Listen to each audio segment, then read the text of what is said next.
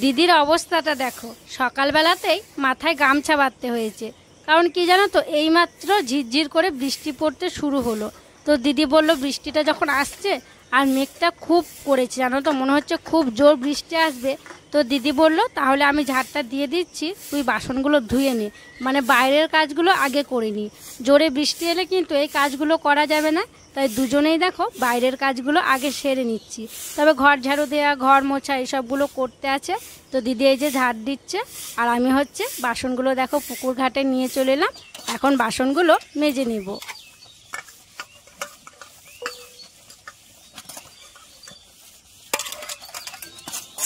কয়েকদিন থেকে টানা বৃষ্টি হচ্ছে, সেই জন্য দেখো পুকুরের জলটা একদম চকচক করছে। তো যাই হোক বন্ধুরা, শুভ সকাল। আশা করছি তোমরা যে যেখানে আছো সকলে ভালো আছো, সুস্থ আছো। বীরভূম জেলার ছোট্ট একটি গ্রাম থেকে আমি দৈবকী তোমাদের সকলকে জানাই আমার ব্লগ চ্যানেলে অনেক অনেক স্বাগত আর আমার অনেক অনেক ভালোবাসা। এখন বাজে সকাল 5:30, আর আজকে হচ্ছে শনিবার। আর আজকে আমরা করব বিপত্তারিণী মায়ের ব্রত। তো আজকে আমাদের এখানে পুজো করা হয়। কি বলো তো, অনেকেই দেখি কেউ শনিবারে করে, কেউ মঙ্গলবারে করে। আর আমাদের এখানে রথের পরের দিন শনিবার বা মঙ্গলবার যে বারটাই পড়ে আর কি সেটাতেই করে, তবে অন্য কোনো বার নয়, শনি বা মঙ্গলবার। তো আজকে আমরা আর কি পুজোটা করব। তো দেখো কথা বলতে বলতে বাসনগুলো ধুয়ে ঘরে রেখে দিলাম। তারপরে চলে এলাম হাঁসটাকে বের করার জন্য। অন্যান্য দিন কী হয়, বাসন ধোয়ার আগে ওকে বের করে দিয়ে তখন বাসনগুলো নিয়ে যায়। তো ওই যে বৃষ্টি আসতে আসতে করে আগে বাসনগুলোই ধুতে গিয়েছিলাম।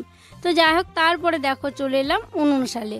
আর আজকে সকাল সকালই কাজগুলো সেরে নেওয়ার চেষ্টা করছি, কারণ ওই যে পুজোর দিকে যেতে হবে, তো সেই জন্য।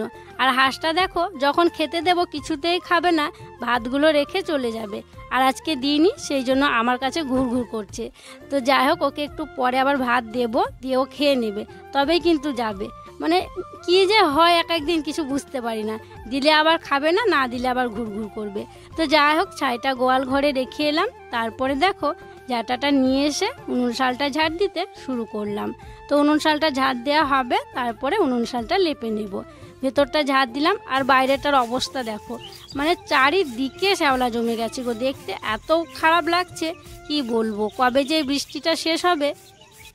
আজকে একদম সকাল সকাল স্নান সেরে নিয়েছি, 7টার মধ্যে আমার স্নান কমপ্লিট। আর আজকে তো বিপত্তারিণীর ব্রত রেখেছি। তো আমাদের দুর্গা মন্দিরে পুজোটা হবে। তো আজকে হচ্ছে রান্নাবান্নার দায়িত্ব দিদির ওপরে আছে। দিদি দেখো সকাল সকাল হাঁড়ি কড়াইয়ে মাটি লেচ্ছে, দিদি রান্নাবান্না করবে।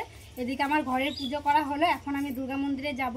কারণ এই পুজোতে ওখানে সব কিছু করা হয়, ধাগা বাঁধতে হয়, তো ওই সব রেডি করা আর কি, সব উপস্থিতদের, তারপরে ঠাকুরের অনেক কিছু করতে হয়, ফল কাটা, লুচি ভাজা। তো সেই জন্য এখন কিন্তু আমাকে যেতে হবে।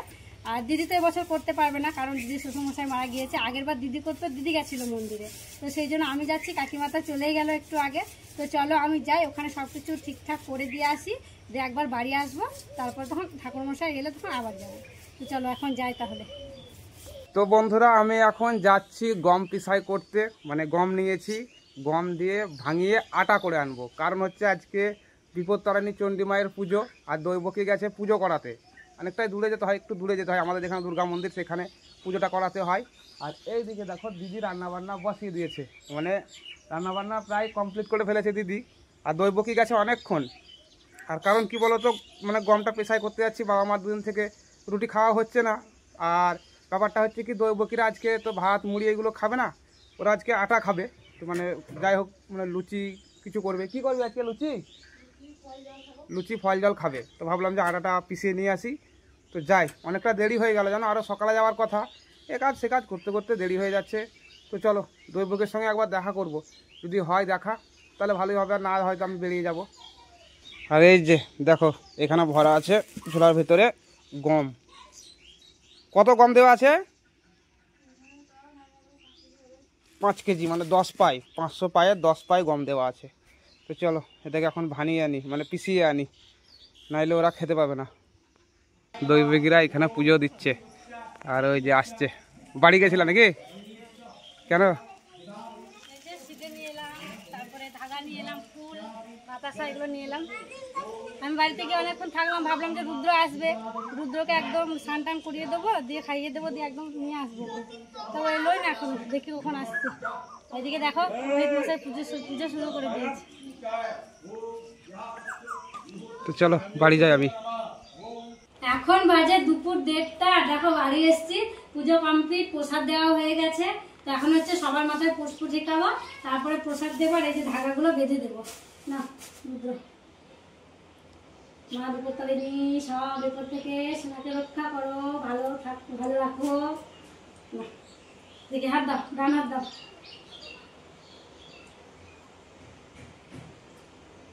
তুমি ওখানে প্রসাদ নিয়েছিল দুর্গাতলা? জানি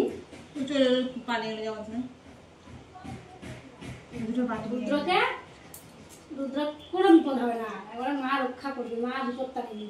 প্রণাম করলে আগে প্রণাম করলাম,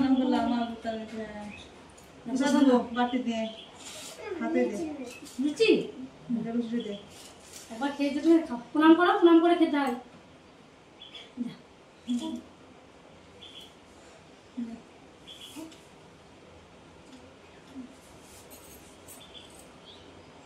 ভাগ্নে ধাগা বাঁধা হয়ে গেছে, দিদিরও বাঁধা হয়ে গেছে, আমাদের এই দেখো বাঁধা হয়ে গেছে। মা শুয়েছিল, মাকে এই মাত্র উঠে নিয়ে আসা হলো বাইরে। তো এখন বাইরের মাথায় এই যে পুষ্প ছিটিয়ে দেবো। জয় মা বিপত্তারিণী, মা বিপত্তারিণী সব বিপদ থেকে মাকে রক্ষা করুক, মাকে ভালো রাখুক। আর মায়ের মনে যেন একটু শক্তি দেয়, বল দেয়, মা যেন ভয় না হয়, মা যেন সবসময় সাহস নিয়ে থাকে। নাকি মা সাহস করবেন তো? আর এই যে ঢাকা বেঁধে দিচ্ছি, আর কোনো বিপদ আসবে না। এই যে রক্ষা কবচ, মায়ের হাতে রক্ষা কবচ পরিয়ে দিলাম। দেখো পুজো করে এসে মায়ের হাতে রক্ষা কবচ পরিয়ে দিলাম, প্রসাদ দিয়ে। এবার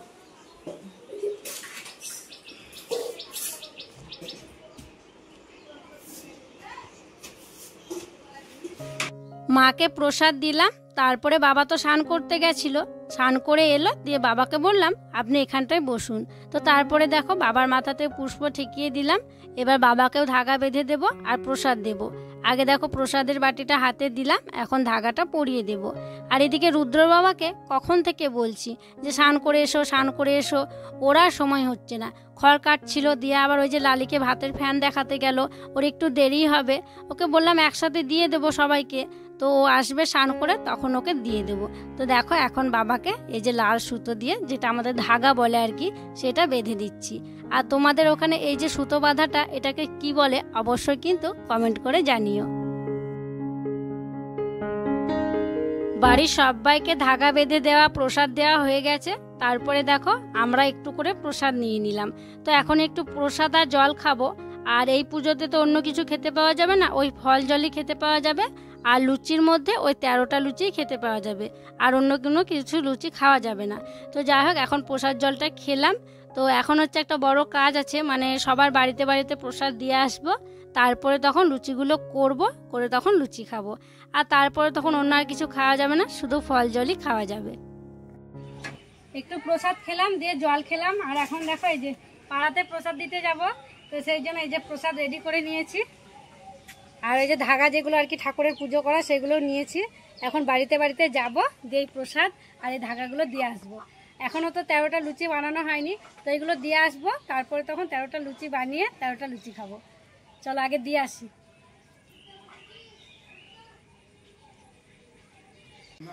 আমি তো কিছুই জানি না আর কি। দিদি কি কি রান্না করেছে আমি জানি না আজকে। আমি তো ছিলামই না, সকালবেলাতে তো চলে গিয়েছিলাম, তোমরা তো জানোই। তো যাই হোক, নরমাল একটা ঝোল, কুমড়ো আলু তরকারি আর পটল ভাজা, এই দিয়ে খাচ্ছি।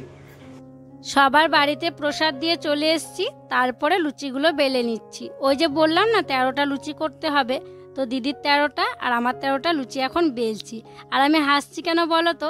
কারণ লুচিগুলো একদমই ছোট ছোট করছি, একদম ফুচকার মতো। এই যে দেখো কত ছোট ছোট লুচি। আর বড় বড় করলে কিন্তু 13টা খেতে পারা যাবে না, আর 13টাই খেতে হবে। তো সেই জন্য ছোট ছোট করে বেলে নিচ্ছি। দিদি আটাটা আগেই মেখে রেখেছিল, মানে ওই যে আমি যখন পুজো করাতে গেছিলাম, দিদি রান্না বান্না হয়ে যাওয়ার পর আটাটা মেখে রেখেছিল, দিয়ে আমি এখন বেলে নিচ্ছি। এই যে দেখো অনেকগুলো ছোট ছোট লুচি বেলে নিয়েছি। এখন হচ্ছে এই লুচিগুলো ভাজবো।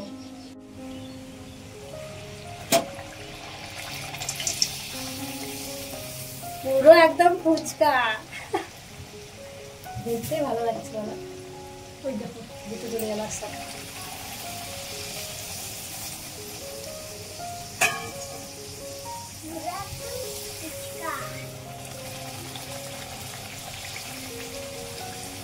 ফুলছে, জড়ো হয়ে গেল তাও ফুলছে। তেলটা একটু বেশি বেশি গরম হয়ে গেছে। তো এই লুচিগুলো সব ভাজবো, তারপর এই লুচিগুলো খাবো, তারপর হচ্ছে একটু রেস্ট নেব। 13টা লুচি কিন্তু খেতেই হবে, 13টার কমও খাওয়া যাবে না, 13টার বেশিও খাওয়া যাবে না। আর এই যে আমার তো মানে হাসি পাচ্ছে, ফুচকা হলো, ফুচকা বলছি, লুচিগুলো দেখে এই দেখো ফুচকার মতো, পুরো ফুচকা, মনে হচ্ছে একদম ফুচকার মতো করে খাওয়া যাবে।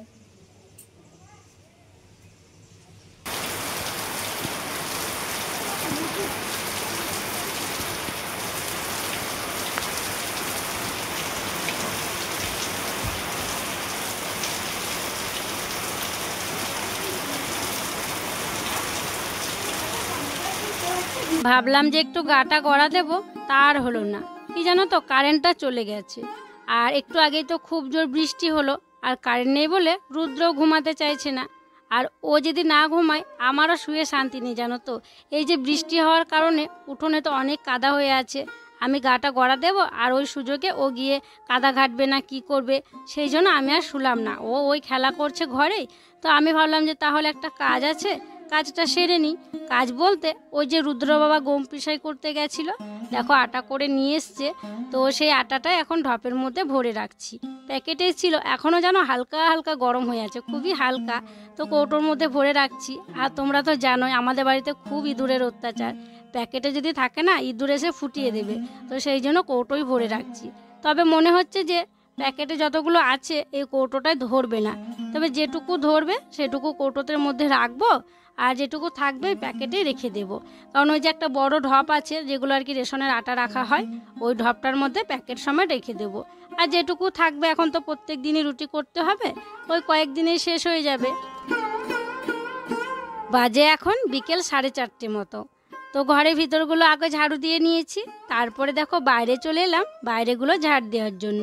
তবে উঠোনটা ঝাড় দেওয়া হলো না, কারণ উঠোনে প্রচণ্ড কাদা হয়ে আছে। একটু আগেই তো বৃষ্টি হয়েছে, আর বাইরে বেশ অনেকগুলো পাতা পড়ে আছে। তো পাতাগুলো দেখো ঝাড় দিয়ে নিচ্ছি, তো পুরো রাস্তাটা ঝাড় দিয়ে নেব। আর ওই যে আমি বাড়ি বাড়ি যেমন প্রসাদ দিয়ে এসেছিলাম, এই যে দেখো একটা কাকিমা, এই কাকিমাও কিন্তু বাড়িতে বাড়িতে প্রসাদ দিয়ে যাচ্ছে। মানে যারা করে তারা আর কি, যারা করে না তাদের বাড়িতে বাড়িতে যায়, দিয়ে প্রসাদ আর ওই যে ধাগা পুজো করা দিয়ে আসে। তো যাই হোক ওই দিকটা ঝাড় দিলাম, ঘাটের দিকটাও ঝাড় দিয়ে নিয়েছি। তারপরে দেখো এই পাশটায় ঝাড় দিতে এলাম। মানে বাড়ির সামনেগুলো নোংরা হয়ে থাকলে একদমই ভালো লাগে না। তো একবার ঝাড় দেওয়া হয়েছিল, দুপুরে দিদি দিয়েছিল। তারপর ওই যে বৃষ্টির সাথে আর কি পাতাগুলো ঝরেছিল, তো সেই পাতাগুলো একবারে বসে গেছে জানো তো জল পেয়ে। তো সেই জন্য একদম চেপে চেপে ভালো করে ঝাড় দিয়ে পরিষ্কার করে নিচ্ছি।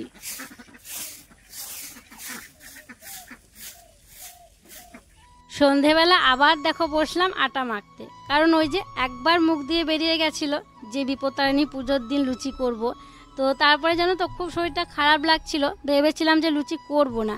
তারপরে দেখছি সবাই বলছে করো, শুনেছিল যে হবে, রুদ্র বাবাও বলছে করো খাবো, রুদ্রও বলছে, তারপরে ভাগ্নি বাবা সবাই বলছে। তো সেই জন্য ভাবলাম করি, সেই জন্য দেখো আটা মেখে নিচ্ছি। তবে দিদি আর আমি কিন্তু আর লুচি খেতে পাবো না, তো বাড়ির সবার জন্য আর কি করা হবে। তাই দেখো খুব বেশি নিইনি, তো এইটুকুতে ওদের হয়ে যাবে। আর আমরাও যদি খেতাম আর একটু বেশি করেই করতে হতো। তো যাই হোক ওইদিকে আমি মেখে দিয়েছিলাম, লেচি করে দিয়েছিলাম। তারপরে দিদি দেখো সুন্দর করে বেলে দিচ্ছে, আর একটু বড় বড় করেই করলাম, কারণ বললাম না শরীরটা ভালো লাগছে না। দিদিও বললো একটু বড় বড় করে দে, যাতে তাড়াতাড়ি হয়ে যায়।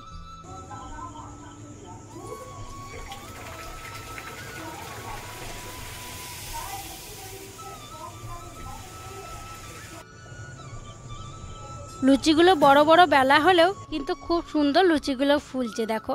আর লুচি ফুললে তো ভাজতেও মজা লাগে। তো যাই হোক দিদি ওদিকে চালুনে কয়েকটা বেলে দিয়েছিল, ওগুলো নিয়ে এসে আমি ভাজা শুরু করেছিলাম। তারপরে দিদির কাছে একটা বড় থালা দিয়েছি, ওটাতে এখন বেলে বেলে রাখছি। তো আজকে রাত্রে লুচি হবে, আর লুচির সাথে সেময় হবে। আর ওই যে কুমড়োর তরকারি করা আছে, ওটা দিয়েও খাওয়া হবে।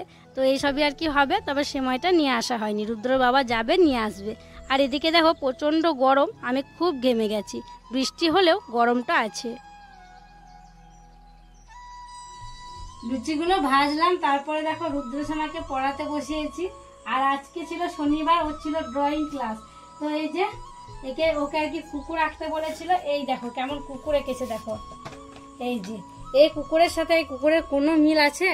আর রুদ্র, গাছটা আজকে আঁকিয়েছিল, গাছটা কে এঁকেছে? তুমি? সত্যি কথা পেরেছো তুমি? তাহলে কুকুরটা একদম এত অমিল কি করে হলো গো? গাছটা তো ঠিকই আছে কিন্তু কুকুরটা একদম মেল খায় না। এরকম হবে না, ওই মুখেই তো নেই, এই কান দুটোও তো নেই। দেখো এইদিকে একটা কান ঝুলে আছে, একটা কান দেখা যাচ্ছে, মানে এই মুখ করে কুকুরটা বসে আছে। তো যাই হোক, ওকে এটা আঁকা শেখাতে হবে ভালো করে। মানে এমনি বলেছিল যে এমনি আর কি ওইটা এঁকেছিল, কিন্তু এটা আঁকিয়েছিল আজকে, এটা ক্লাসে হয়েছিল। এটা বোধহয় ওই নিজে এঁকেছে, দিয়ে আবার বাড়িতে এসে বলছে যে ম্যামে আঁকতে বলেছিল। তো যাই হোক, ওকে এখন পড়াবো। দেখে নিলাম যে কেমন কি ছবি এঁকেছিল আজকে, তো পড়া শুরু করব এখন। তো চলো তাহলে, আজকের ভিডিওটা বড় করছি না, এখানেই বিদায় নিচ্ছি। তোমরা সকলে ভালো থেকো, সুস্থ থেকো। আর যারা নতুন বন্ধু হয়ে আমার এই ভিডিওটি দেখছো, তাদের কাছে একটি অনুরোধ করব, আমার চ্যানেলটিকে সাবস্ক্রাইব করে আমার পাশে থেকো। আর যারা পুরনো বন্ধু হয়ে আমার পাশে আছো, তাদেরকে আমার অসংখ্য অসংখ্য ধন্যবাদ আর অনেক অনেক ভালোবাসা। দেখা হবে আবার পরবর্তী ব্লগে। না।